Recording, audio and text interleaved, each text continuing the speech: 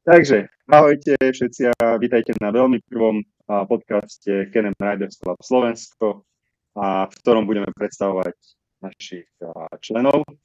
A úplne prvý podcast. Neprišlo mi nič lepšie, ako samozrejme dať priestor nášmu Majkovi. Majko, ahoj. Čaute. Asi podľa oblečenia sme ťa nenašli na Slovensku, či?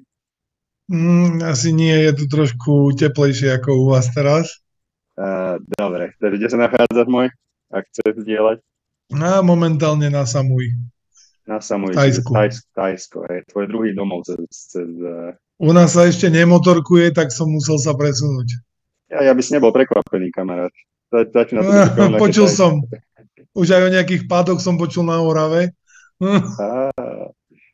Majko, v rámci nášho podcastu, aby si vedel, čo teba čaká, aby sme videli aj vlastne ostatní, čo na to budú pozerať alebo sčítať o tom na našej klubovej web stránke kenemriders.sk.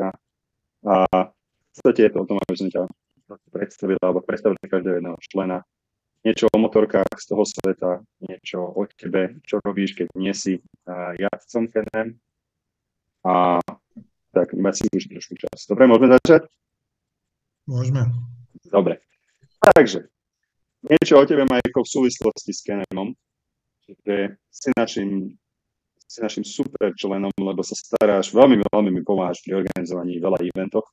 A si našim stoperom, jazdcom. Ako si sa dostal ku Kenemu? A kedy? Ku Kenemu som sa dostal úplne náhodou. Keď som sa dal dokopy s Mimkou, jazdil som na dvojkolesovej motorke. Ona nechcela za mnou sedávať na dvojkolesovej motorke, lebo som z tých pomalších jazdcov. A predal som športovú motorku, išiel som si kúpiť Goldwinga do Košíc, po ceste som sa zastavil u Janka Kasaja, ktorého možno poznáte tiež z nášho klubu. A ten mi hovorí, že ja pozerám už rok po tomto, ukázal mi to na obrázku, hovorím, zaujímavé, nikdy som to ani nevidel dovtedy. Tak som volal do predajne do Žiliny, lebo som zistil, že ju má kamarát. A povedal mi, že už iba jedna je na Slovensku a hovorím, ja potrebujem dve, keďže aj Janko si to chcel kúpiť. Tak som našiel v Prahe ešte jednu, na druhý deň sme sadli do auta, išli sme do Prahy, tam sme to natlačili na vozík. V Žiline sme to dali dole z vozíka a 3 dní som okolo toho chodil, až som sa odhodlal to naštartovať. A odtedy jazdím na Spydri. No. Dobre, a raz sa rozprávame o akom modeli a akom roku zhruba? To bola 2015 RTčko, také biele. To bola 1330 a bolo to klikačková, nebola to manuálna. Áno. Tak tam... trošku sme do nej potom navražali peniažkov, až vyzerá tak, jak vyzerala. Si ju niektorí pamätáte. Nepamätajú si podľa výzoru, podľa hluku, čo to robilo, si ju pamätajú. Áno. Také subwoofery boli nad kuframi dorobené. Všetci sa báli v žilinskej predajni, že budeme v novinách, lebo že určite nám to desi na diaľnici musí odletieť aj s kufrom.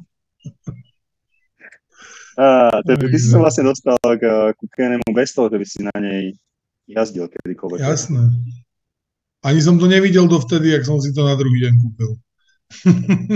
Vynikajúco. Tak to sme už teda dvaja, ktorí sa tomu nejak takto dostali. A písal sa rok 2015. No. To je rovnako.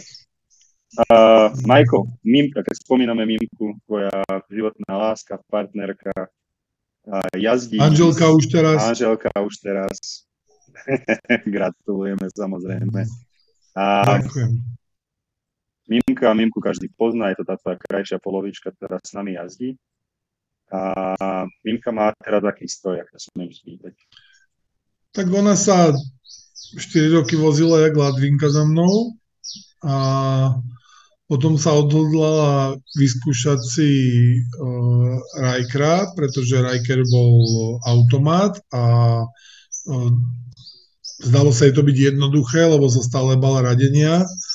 A hlavne sme čakali na tú dobu, kedy to povolia na Slovensku na bečkový vodičak, pretože nemá vodičak na ťažkú motorku. A po roku a pol jazdenia na Rikeri 2 keď prešla s nami aj trošku kúsok Európy, nebolo to len jazdenie okolo komína.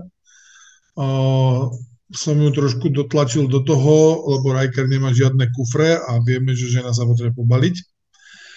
A moja Daytona tiež nemá kufre, takže som potreboval, aby niekto mal kufre. Takže som ju nahovoril na RTčko, na ktorom teraz jazdí. Je spokojná, je to asi 2021 RTčko a je veľmi spokojná a povedala, že už by to nemenila zase naspäť. Vlastne v súčasnej dobe, keď to tak máme zhrnúť doma, čo sa týka Kenemov, ty máš trojku, trošku porotenú Áno, od niekoho. áno. A potom Mimka má vlastne RTčko, ktoré máte na spoločné výjazdy, keď idete nejako veľmi, veľmi ďaleko, alebo tak. Jasné, ale to sa snažím, že ona RTčko a ja buď F3, alebo ešte mám takú dvojkolesovú, tak sem tam aj na nej sa prevezem. A ja som si len teraz všimol po tom našom rozhovoru, sa sústredím, čo za ťa budem pýtať. Ja som mi spravil naspal s tým klobučikom, že? To len aby bolo jasné, že hej tam. Zapisujem si vyrobiť klubové klobúčky. A Majko, ja som narazil, tak samozrejme na tvoju genézu, ktorú trošku poznám, však sa poznáme dobre. A Riker, ty si trošku väčšia srdcová osoba. Jazdil si Riker niekedy? Si ho jazdil? Jazdil som Riker, keď som ho kúpil v Nitre, tak som ho viezol do Žiliny. Z Nitry do Žiliny, okej, dobre, viem. Okay. Myslím si, že úplne pohodlná jazda, aj väčších ľudí to odveze. Teba to reálne ťa to odviezlo, hej? Reálne som išiel na tom nejakých 170, 160, tak nejako medzi tým to išlo. Takže to normálne to išlo, len je to nižšie a keď človek si chce a je zvyknutý podradiť, keď ideš trošku obehnúť a zaakcelerovať, tak mi to prišlo už so mnou také lenivšie. Ale počul som na to aj. Si musel ísť inak z Nitry do Žiliny cez Nemecko, lebo 160, 170 treba na tých nemeckých diálnicách. Áno. To som vyskúšal na súkromnej ceste medzi Nitrou a Žilinou. Ďalšia otázka, Majko. Jazdenie a zážitky. Vráťme teda, už vieme o tom, že jazdíš F3, Daytonu máš urobenú, RTčko máte doma a jazdenie a zážitky. Na Slovensku, kedy si máš vybrať, keď môžeš niekomu otočiť z okolí Žiliny, kedy si sa pohyboval aj okolo Detvy a najkrajšia cesta pre teba na Slovensku. Jednu si môžeš vybrať. Najkrajšia cesta pre mňa na Slovensku je poza Belianské Tatry, okolo dedinky Osturňa, kde je prekrásny výhľad, krásny asfalt, cez čistú prírodu, bez nejakého zastávaného územia. To je taká srdcovka asi, že keď som tam a mám možnosť, tak sa teda idem previesť na to kolečko. A potom sú veľmi pekné cesty ešte dole okrojek je krásna hôrka, smer Prešov odtiaľ, to je veľmi pekná cesta. A aj celý ten spodok Slovensko je celé krásne, treba si ho prejazdiť, je veľmi pekné, zosedla motorky, trojkolky aj auta určite, ale je to úplne niečo iné, keď ten človek má ten čas a to Slovensko si prejde na tej trojkolke, fakt je sa čím kochať a je čo pozerať, je čo vidieť. Takže určite odporúčam Slovensko. Tá cesta na Osturne, ja si to veľmi dobre pamätám, vy ste mi teraz ukázali s Jankom Kasajom, keď sme robili a prejazdíme spolu Slovensko, nejaké 3-4 roky dozadu. A je to taká trošku, je tam aj závora, ale je to oficiálna cesta, ktorá spája vlastne Osturňu až Jar, ak sa nemýlim, tak nejako. Áno. Stretol si sa s tým, že tam bola zatvorená závora na druhej strane už? Raz som sa stretol, ale dá sa to obísť. Aj trojkolkou. Dobre, nebudeme sa k tomu ďalej vyjadrovať, čiže odporúčame Osturňa, dajte si do Google Maps a pozrite na tú cestu, je to fantastická cesta, keď je slnečný deň, úplne úžasné. Zažili ste počas jazdy nejakú zaujímavú alebo vtipnú situáciu, Majko? Zažil si niečo? No, zažil som. Vtipných a zaujímavých situácií som zažil skoro na každom výlete s tebou. Keď sme koľko razy hľadali aj 2,5 hodiny cestu. Ale myslím cestu ako cestu. Cestu ako cestu myslím, lebo dovtedy to bolo iba blato, hlina a kopce. Podľa mňa veľa ľudí, čo má, ja neviem, GSU, hej, čo je endurová motorka, neprešlo to, čo my na trojkolkách. Takže zážitkov bolo dosť. A potom sú také zážitky, dá sa ísť aj okolo nádrže Váhu, tam, kde pramení, to je tiež krásna cesta. Je to asi 12-13 kilometrov iba cez les, tiež s novým asfaltom. Pasú sa tam kravy na celej tej ceste. Viete si predstaviť, jak vyzerá tá motorka potom zo spodu. Takže potešíte aj servisakov, keď im na druhý deň takú motorku donesiete, že pozri mi, či mi niečo neklepká zo spodu a je celá Pozdravujeme Valmetale chalanov. Takže strašne veľa toho zažije človek, keď jazdí. Tak my spolu jazdíme vlastne asi od 2015-2016. Prešli sme Srbsko, Rumunsko, Oskánsko, Čiernu horu. Stavali sme už aj most, boli sme už aj v tých blatách. Aj sme odčalovali most, aj sme ho dostávali. Bolo všeličo. No, to boli. Majko, koľko kilometrov ročne najazdíš teraz na Keneme? Na koľko máš tých hračiek trošku viac? Si ho cestovaný? Koľko ešte spravíš? Na jednom možno tak 5, teraz čo jazdí Mimka, tak sem tam si ho ja zoberiem, keď chcem niečo so štítom pohodlnejšie. A na Daytone tak 10. Ja tak 15-20 tisíc urobím na trojkolke.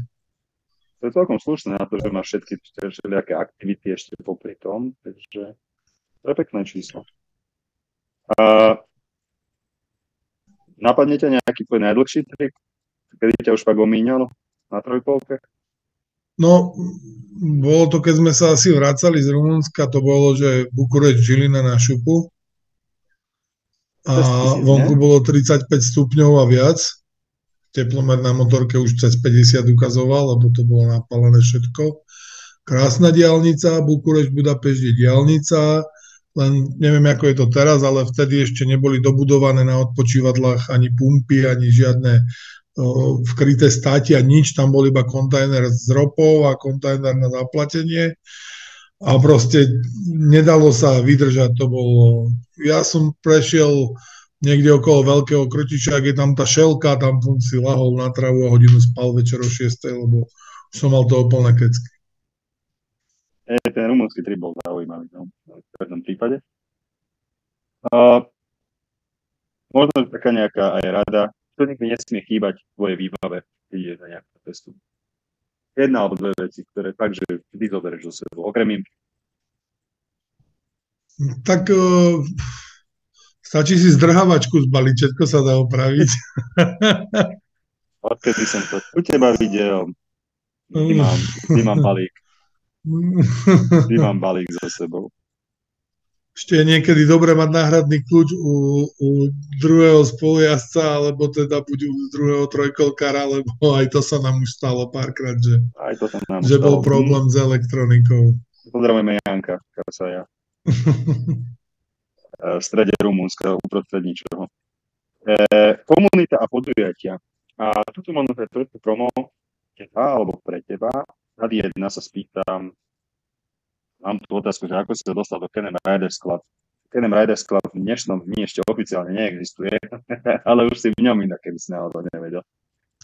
Spúšťame web stránku, takže verím, že už do toto pozerá, takže to pozerá na našej web stránke.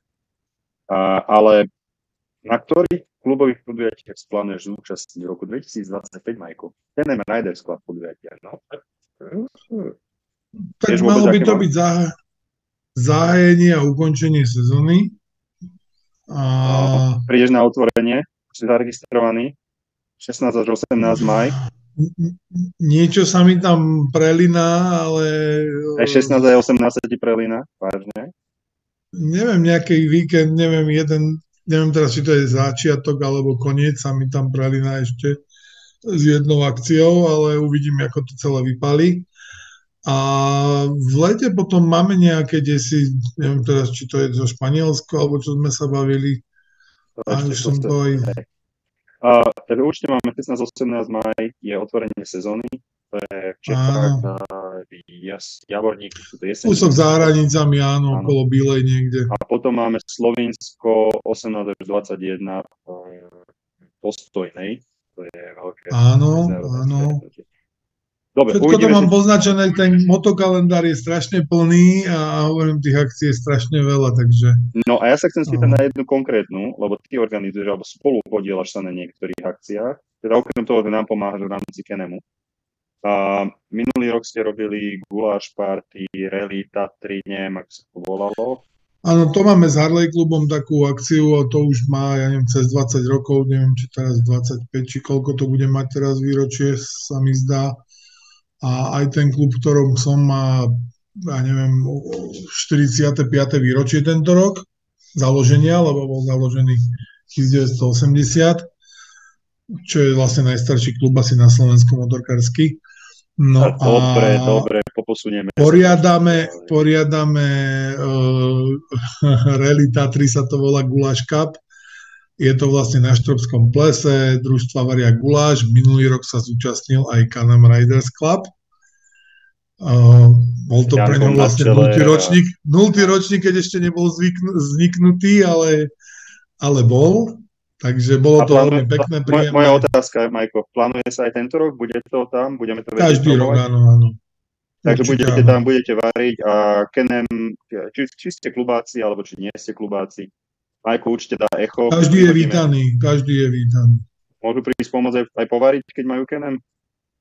Môžu prísť pomôcť, jasné, že však zúčastnili sa aj súťaže, varili gulašik, takže... Bola Jojo, nie? Náš slavný. Jožko tam bol, Janko tam bol, Miňo tam bol, takže dosť ich bolo. Takže... Dobre, takže keď budeš mať echo, keď budú dátumy... Každý tam bol aj s rodinami, je to taká rodinná akcia, takže videl som už aj stánok Can-Am Riders Club, bol pekne potlačený, vynikal. Takže trojkolky stali okolo. Viete zhruba 2025, kedy by sa to malo konať? V ktorom mesiaci? Viem presne. Okay. Viem to presne. V auguste určite. August 15. až 17. august to je. Dobre. Čiže polovici augusta. Určite budeme zdieľať na Can-Am Riders Club web stránke toto podujatie. Kto bude mať čas, chuť ochutnať guláš, prísť, pomôcť, tak viac ako vítaný. Bude tam aj nejaký promokód, keby chcel niekto ubytovanie od piatku do nedele, není problém. Minulý rok veľmi vďační boli trojkolkárom, lebo chodievame aj do jedného detského domova, ktorý je väčšinou pre postihnuté deti. Je to denný domov, není to domov ako domov, ale je to ako škola taká, by som to nazval. Je to Svätej Anny v Starej Ľubovni. Vozíme tam detičky, oni majú z toho celoročný zážitok, z tých 2-3 hodín. A trojkolkári boli veľmi nápomocní, pretože niektorí ich neobsedia na motorke a nezvládnu tú jazdu za motorkárom.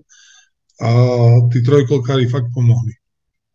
Super, takže príjemné s užitočným, hej? Takže to nejako... Super. Takže vlastne akcia je od štvrtku a v štvrtok sa deje toto a alebo teda v štvrtok prídeme, v piatok sa deje toto, ten výjazd, v sobotu sa varí guláš a v nedeľu ideme domov. Takže. Dobre, takže ešte raz viac bude na Can-Am Riders Club, určite budeme zdieľať túto akciu, je to aj pre túto druhú vec, takže super. Teraz už máme iba pred sebou dva, a už bude konečná. Dve také skupinky otázok. Technika úpravy, musím to spomenúť, pretože musíme. A potom mimo sveta trojkole, kto je vlastne Majko a čo robí. Takže technika úpravy. Robil si niekedy na svojom Can-Am nejaké úpravy? Jasné. Posledná úprava bola vlastne asi na tej Daytone. Kúpil som si v Rumunsku Daytonu, ktorá išla ku Maťkovi priamo do dielne. Vyšla odtiaľ úplne iná, nikto ju nespoznal, ani ja. Takže fakt je to dielo a odporúčam aj tie produkty, ktoré Maťko predáva, fakt vyskúšal na mojej motorke, na svojej a myslím si, že stojí to za to, určite stoja za to tlmiče, určite stojí za to si vymeniť nariadenie, nejaké tietičky, sedačku, ak chce niekto kvalitnejšiu, čo odskúšali aj naši dôchodci, čo s nami jazdia, jeden z najstarších párov asi na trojkolke. Fakt každý, kto niečo takéto vyskúša a podstupí, si myslím, že je len a len spokojný. Ja som nechcel, aby to tak vyznelo. Ďakujem veľmi pekne za promo. Ale je to tak. Keby sme si takto inak sa spýtal, lebo vlastne tvoja F3, keby sme skôr skončili, keby začneme menovať, čo je na nej ako bevné. Jasné. Ale keby si ale pôvodný zostal iba rám. Keby si máš vybrať a môžeš si vybrať iba 3 doplnky a ostatné musíš všetko vrátiť, čo by si nechal? Nechal by som si určite tlmiče, lebo tie som menil na každej motorke, aj na čo jazdím Mimka sú vymenené, aj predtým boli vlastne na každej. Určite by som si nechal predné svetlá, ktoré si myslím, že neviem, či ešte niekto má na Slovensku. Nie, a nechal by som si určite sedenie, ktoré tam je urobené. A čo tak ešte tak výfuk? A bez výfuku asi, či? Akože výfuk nie je taký podstatný, pretože viete tú rúru, čo tam máte pôvodnú, aj normálne odrezať za tým kolienkom a nepotrebujete tam mať nič, takže to je taká úprava, že každý to doma zvládne, ale neviem, či by ste s tým chceli jazdiť. Takže tlmiče, odo mňa máš Wilbersy, a vravel si sedačku, lebo tá je pohodlná, ten stok tam nebol bohviaký.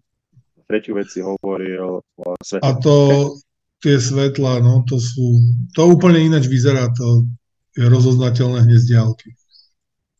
A si technický typ? Meníš si doma olej, alebo ty nie si ten typ, ktorý si doma? Som technický typ, ale nemením si doma olej. Pozdravujem. Dobre, inakšie. Kam chodíš ty na servis na Slovensku? Chodíš na Slovensku? Dajme trošku promom chlapcom. No, daj ich. Ja keď nemám momentálne u teba motorku, že ti poviem, Maťko, ešte olej, keby si mi filter, prosím ťa, tak určite do Almetalu, myslím si, že to je na Slovensku jeden z najlepších servisov. Môžem kľudne povedať, že to je najlepší servis, lebo ja sa nepovažujem za servis, inak by boli dvojka. Asi najlepší servis na Slovensku, vážne ten prístup, čo tam je, ochota, pre mňa strašná výhoda, že to mám cez kopec z domu a aj keď som doporučil niekoho, či to bol Slovak alebo Čech a fakt som ich poprosil, čo teda tam ich treba ukecať, lebo majú striktné pravidlá, čo sa týka termínov a príjmania do servisu, že nech trošku pomôžu a urobia niečo na druhý deň, tak urobia pre tých VIP zákazníkov, urobia niečo aj na druhý deň. Za toto teraz Jaro nesmierne potešil, že si to takto povedal. Chalani do Almetalu, pozdravujem vás, áno, ste úplne, že mne veľa vecí urobili takých, ktoré som ani ja som do nich nepúšťal, ako väčšie prsty a tak ďalej, takže chalani sú fakt skvelí. Dobre, posledná vec, Majko. Mimo sveta trojkoliek. Vieš čo? Povedz tak trošku, že vlastne čo ťa živí, ak ty môžeš povedať. Ono, že niekto to bude potrebovať. Ja nerobím nikomu nič, ja sa buď vozím na motorke alebo na trojkolke, takže neviem, môžem vám ešte ukázať video. Neukazuj, dobre. Nejako takto to, neviem, asi nevidíte, lebo je to celé rozmazané. Dobre, máš krásne to tam máš. Každý ti... Ale tak, no... 4 roka v Thajsku a potom motorka na Slovensku, takže... Ale tak ako... A medzi tým ešte mám nejakých pár zamestnancov, čo sem tam namontujú nejakú klimatizáciu, vzduchotechniku, tepelné čerpadlá a centrálne vysávanie a takýmto veciam sa venujem. Inými slovami, keď povieme, že v nejakých klubách by chcel klímu. Nie, my si na toto pripravené, sa nedohodli na tejto promo, ale je to, akože keby niekto chcel, tak sa môžu ozvať v rámci klubu pomôcť. Môžu sa ozvať, pomôžeme. Pomôžeme, Dobre. kde môžeme. Takže klímy, tepelné črepadlá, to som aj nevedel. Vzduchotechnika, vysávače, ale tie do steny asi predpokladám. Dobre. Nakoľko máš ten klobúčik na tej hlavičke? Aké máš iné motorky? Alebo takto, Kenem asi nebola. Ty si hovoril, že si mal športovú motorku predtým, takže Kenem nebola tvoja moja prvá motorka. Jasné. No, teraz momentálne mám takú tiež zase upravenú Electraglidu. Úprava stala pomaly viac, jak tá motorka, takže motorka je nová. Si viete predstaviť, kde sa hýbeme, keď je to ešte o dosť drahšie od Kenemu. No, je to také, že mi po tých od 2015 do 2022 som jazdil iba na trojkolkách a chýbala mi trošku tá dvojkolesová sranda medzi nohami a pojazdiť si trošku, takže ma to tak chytilo znovu naspäť. No. A už som nechcel ísť do športových motoriek. Neviem, no už to asi by bolo moc na mňa. Ono by chcelo, všetko by chcelo, rozum by chcel, srdce by chcelo, ale viem, že už to nie je ono. Dobre, môj. Posledná taká otázka, čo mám. Vieš, dobre, že s tými Harlejkami, ja sa na to aj nechcem k tebe, lebo nemám rád ten svet a áno, samozrejme Harlejky sú drahé a ešte drahšie sú na nich upraviť, takže to je taký ten svet sám o sebe. Keby si mohol ísť, taká posledná, keby si mohol ísť hocikam na svete, na motový jazd, kam a kde a prečo? Trošku by som asi mal tam v kutiku niekde vzadu, že by som ten Row 66 chcel prejsť. Ale musím povedať, že by som ho chcel dať na trojkolke. Takže to by bola asi zaujímavá jazda. Asi také, no toto je niečo také, čo by som asi chcel. Nemusí byť celá, viem, že to je rozbité. Veľa ľudí bolo, čo poznám, majú to za sebou, ako fakt to nemusí to byť celé, je to iba kúsok, tam by som si chcel prejsť nejaké tie kaňony a tak ďalej, ale bolo by to zaujímavšie na tej trojkolke, ako na tej motorke. Majko, ďakujem veľmi pekne za to, že si bol s nami dneska. A toľko pre ostatných, že pokiaľ by ste chceli sa stať klubákmi, sme v súčasnej dobe, ako som povedal, ešte nie sme oficiálne klub, asi aj nikdy oficiálnym nebudeme.